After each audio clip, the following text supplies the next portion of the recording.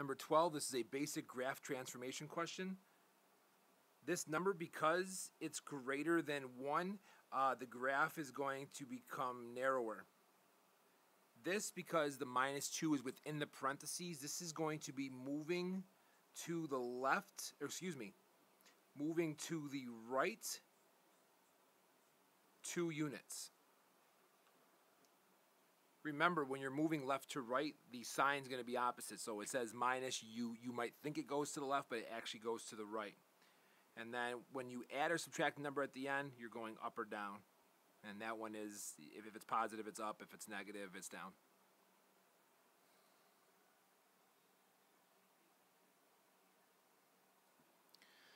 Connor wants to go to the carnival. The price of admission is $4.50. If R is the number of rides, it's costing him 79 cents per ride. He has at most $16. So this expression, which represents his money, cannot be more than $16. It has to be less than or equal to. Solving the inequality using my laws of equation and inequality solving, I come down to R is less than or equal to 14.5 rides. That means his rides have to be less than 14.5 rides. Now I understand 14.5 rounds to 15, but in this case, if he takes a 15th ride, he's going to go over his $16. So in this case, we have to round down. He can at most get 14 whole rides.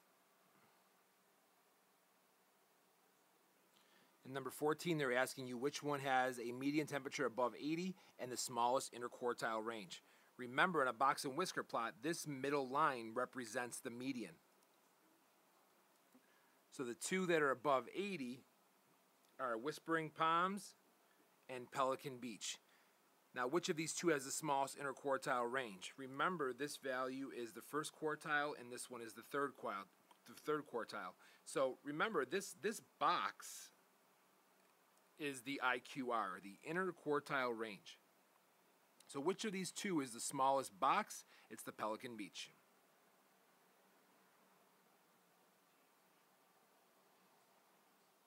And number 15, they're asking you what 5,000 represents. Now, in this exponential equation, if we plug in 0 for x, this represents time is 0. Okay, they're using x, time, it's all the same thing. You want to say x is 0 means the same thing. What you get is 5,000. Anything to a 0 power is 1. I get 5,000. This represents the amount of money in the account initially.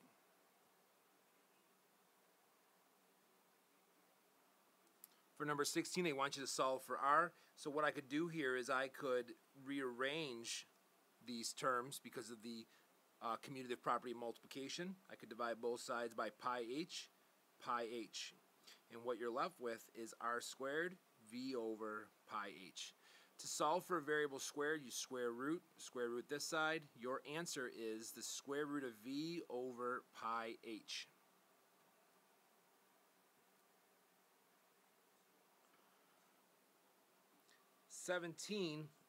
This is the start of a completing the square problem. They don't want you to solve it completely.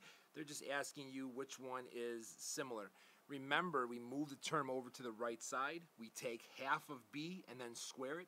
Half of 6 squared is 9. Whatever you add to one side, you got to add to the other. Factoring this, you get x plus 3 squared equals 16. That is choice number 4. But now, in the redo, I want you to continue on for the answer. Okay? So what I'm going to do is square root. You get x plus 3 equals plus and minus 4. Subtract 3, you get x equals positive 4 minus 3, and you get negative 4 minus 3. Your answers are 1 and negative 7.